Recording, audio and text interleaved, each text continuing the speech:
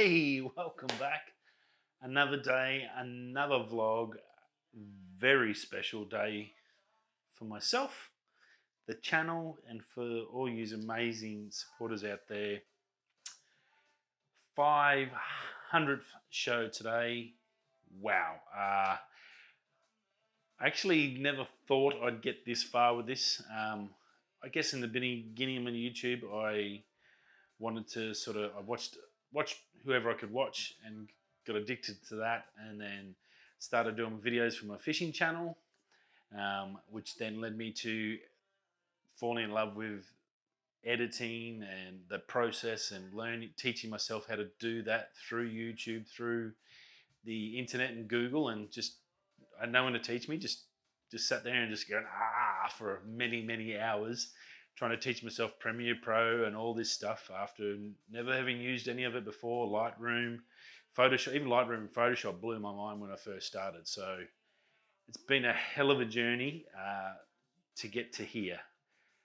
Five now before I sort of got about a year and a half in, and then I thought, stuff this. I'm going to have a crack and just try and do this daily vlog. I'm probably terrible at it, but I'm going to have a crack, and at worst, I'm going to get better just by forcing myself to do it every day. And it is a force.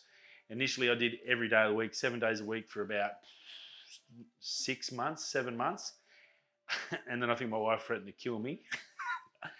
So I took it back to Monday to Friday, and it's been a lot better. So it gives me Monday to Friday, and then when I'm home, Saturdays and Sundays, I'll generally just switch off and do family stuff as much as possible. But I must tell you, when you go to switch off, it's very hard to switch off from going to look for news and look for stuff. When you see it on your phone, you go, oh, geez, I should write that down. I need to get those notes. I'll check that later. I'll just duck in and write some notes down. You end up in there for half an hour writing out a section of a show. So it's been a big journey. I still enjoy it, and that's, I think, the hardest part to get right is to do it and enjoy it. And if you don't enjoy it, it's going to be really hard. You can't keep up Monday to Fridays every day. I do 12 and a half hours. I work 12 hours, and then I've got to wait for the bus and handovers and rubbish. So I basically get 12 and a half hours before I get home. Then I've got to rush in, talk to my family, then do the show, upload it in the middle of the desert, which takes anywhere up to 45 minutes to get it all uploaded after I quickly edit it, and then get it out to you guys and girls, do a quick thumbnail. So it probably does look a bit haphazard, but I'm sure there's a fair few that appreciate how much it does take to find the information, to get it there, to get a video together all after work and try and get it to you. So yeah, anyway, I've had a ball, 500 shows, and it's sort of hard to celebrate. Look, I don't make much money out of this. Everything I do, any money I do get, I put straight back into new gear. I've just bought a new lens, so had to sell other lens and sold my M50, and I'm trying to upgrade to, hopefully in September, if all luck goes our way and I get a decent bonus, I might be able to get an R6, and that's my dream. If not, I'm going to get an R, and I'm constantly looking for that now, researching the prices to know what it's worth. So see how we go. There's a lot can change between then. There's rumours if this R3 comes out, prices could drop on the other models. Bodies prices drop, lens prices don't drop. That's what I've found with Canon. So the bodies are expendable. Lenses, you'll very rarely lose money on them. So that's a good thing. So investing in glass and then getting the body at the right price is important. So that's the plans for the channel. 500 shows onwards, we want to upgrade and get another channel. I'm using RP here, which is full frame, and I do really enjoy it. I'm loving using the iPhone 12 Pro as the main video for my vlogging when I'm out and about. I'm trying different things. I'm trying to work out which is the better, which looks the best, and yeah, looking forward to get the 16 to 35 L series, my first L series lens. So what's happening in the channel? We've still got we've done day 10. I'm on to day 12 because there was a day off on day 11. So up to date, I'm editing day 12 photos now for the Southwest trip. So I'm still doing videos from January. So yeah, look, it's a busy time. It's been a massive year for myself, my family, and everything in life in general for everyone. COVID, all that scenario, it's been a big year. So look, I'm still enjoying it. I hope you are enjoying it. And look, to celebrate, we're going to have a little bit of a giveaway. I know it's a YouTube thing, giveaway. I don't have much giveaway, but it's something that I find probably suits the channel a bit, and I hope you enjoy. So on our merch stand, which I'm trying to get to help me build the channel, we have these prints. Now, hopefully you can see it, you get that reflection.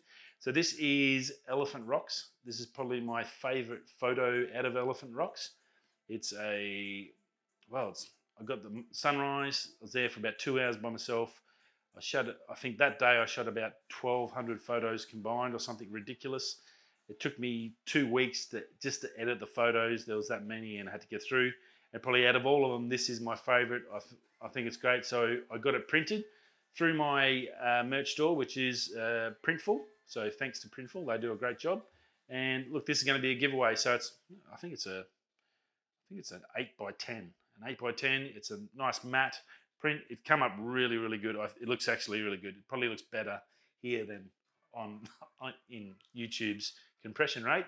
But yeah, so all I'm going to do, it's pretty simple.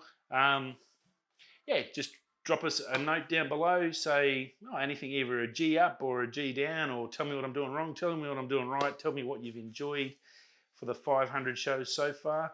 Tell me what you'd like to see, anything like that.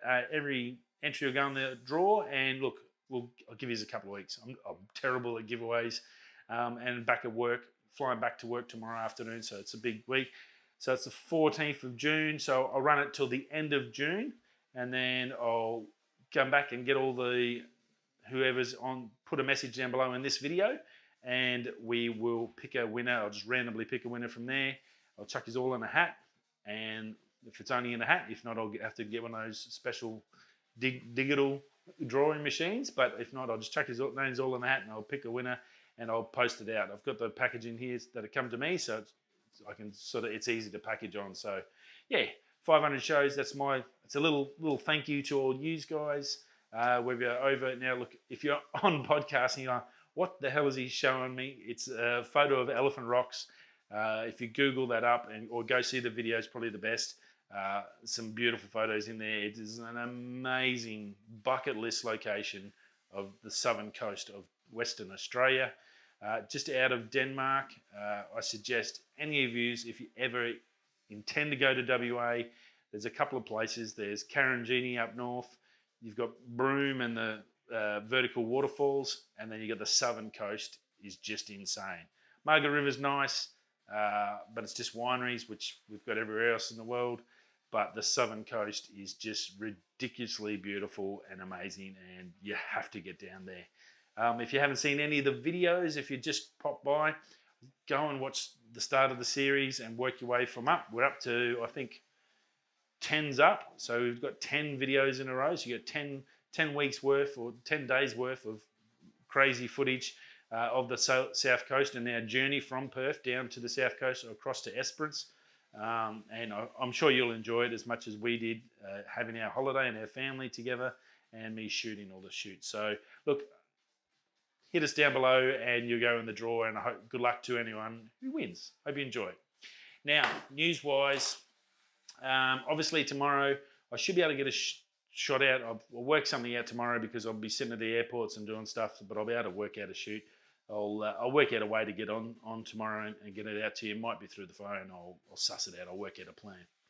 Now, WWDC finished up day 5. Obviously, no laptops. They didn't come. We expected that. It didn't happen. And there was nothing really exciting about the last day either. Day 4 had some good stuff. It's just a lot of code stuff. And yeah, it's all software based. It's really a coder's day for that last 5th day. But some great things to come out of it. Like, people were upset. Obviously, those laptops never come. But look, I'm sure they're going to have a special event now before them, because I can't see them releasing an iPhone, 2 laptops, iPad Mini, and whatever else is coming this year, all in one hit in one show. That'd blow the show right out in September. So I wouldn't be surprised if we get maybe something in July or something at another stage, but I can't imagine them having all in one event with these laptops, because they're big news. and it'd be crazy just to jam all that in one and lose a bit of the flavour in the confusion and all that small time frame. So look, there's some good things in there. ISO 15, the new Monterey for the desktops. That sounds good, and there's a lot of fun stuff and a lot of helpful stuff in there for all of us. So that should be cool. And look, you got to be happy with it. Yeah, I'm probably one of the ones that would have really loved to see a new 14 and definitely a 16 to see what I'd be going into next time I trade up. But what do?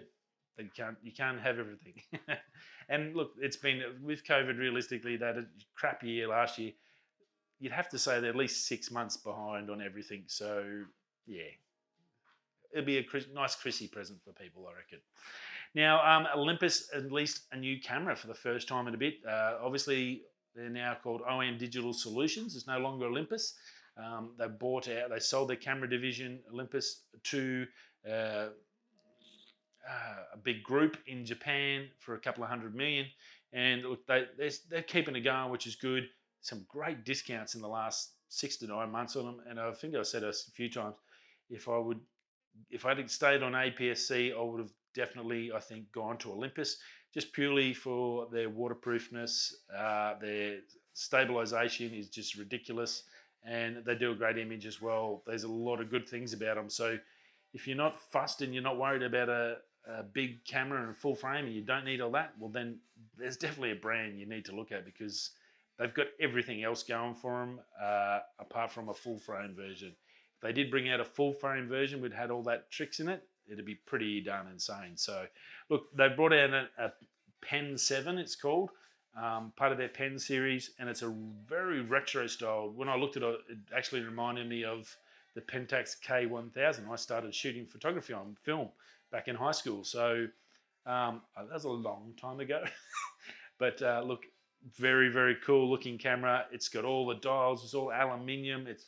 It actually looks, and I'd imagine would feel exactly like having a vintage camera in your hands. And I think they're really playing towards that. And it's a growing market and getting bigger and bigger as we go. So look, they're doing really well there. It's only 337 grams. It used their micro 4/3 mount. So you've got all those M Zuiko Pros, that new 8 to 25 we talked about last week. That's going to be a great lens for this, for travel. 16 to 50 mil, perfect for if you go on a holiday. Small, light camera, and actually I think that does come as a kit lens. And I think with the lens on there, it's just around the 500 gram mark. So half a kilo, you get a really good camera. It's got all their normal stuff as well. You've got 4 color modes, black and white as well, 16 filters, part of their art sort of stuff, all adjustable with sliders. It's a 20 megapixel MOS sensor, 5-axis stabilization, standard quality there. Contrast AF, that's probably its only downfall, and that's the only downfall that brand realistically has. If they could get a Canon-esque or a Sony-esque type focusing system, then they would very much launch back up the top. There'd be a lot of people swapping to them. So that was the only other downside to them, is their autofocus. But it's still a decent, if you're a stills photo shooter, then I don't think you're going to have too much dramas with it.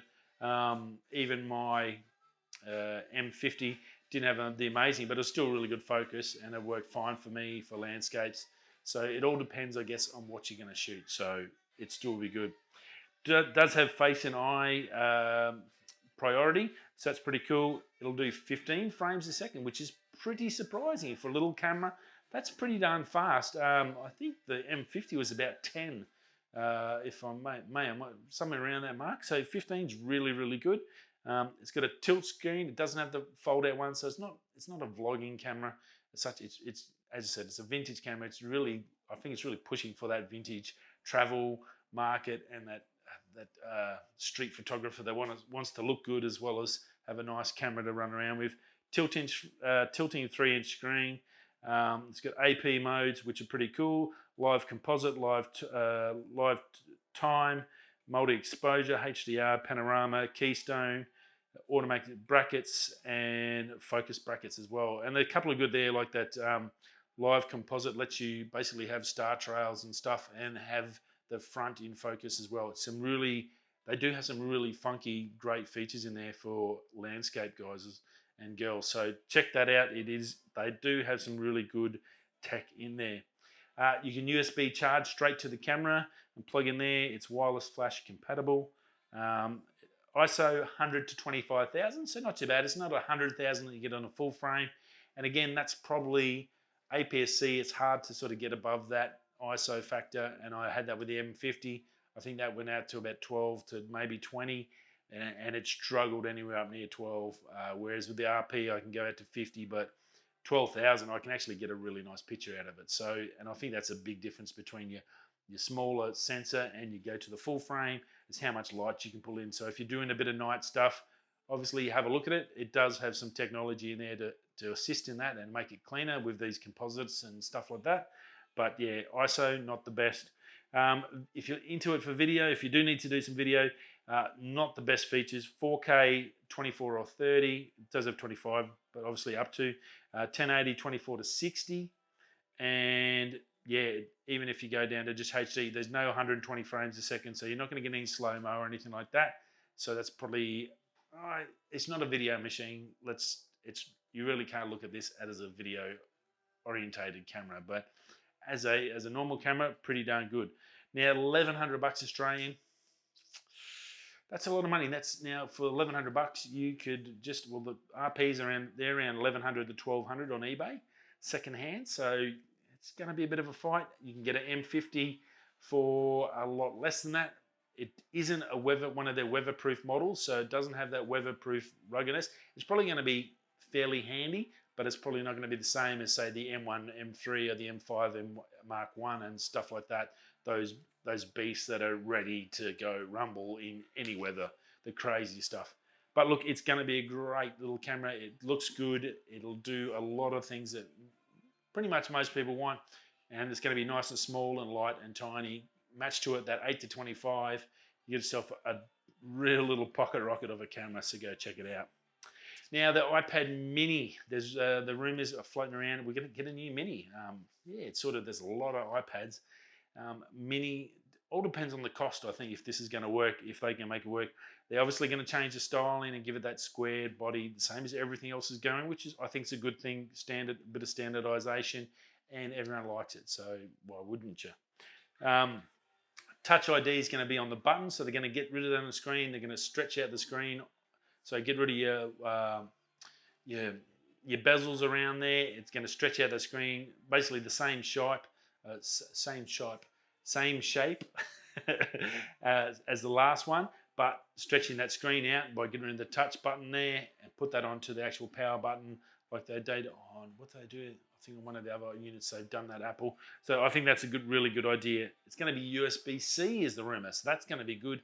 I think they really need to swap everything over to USB and have one port to rule them all. It'd be crazy. This lightning has to end.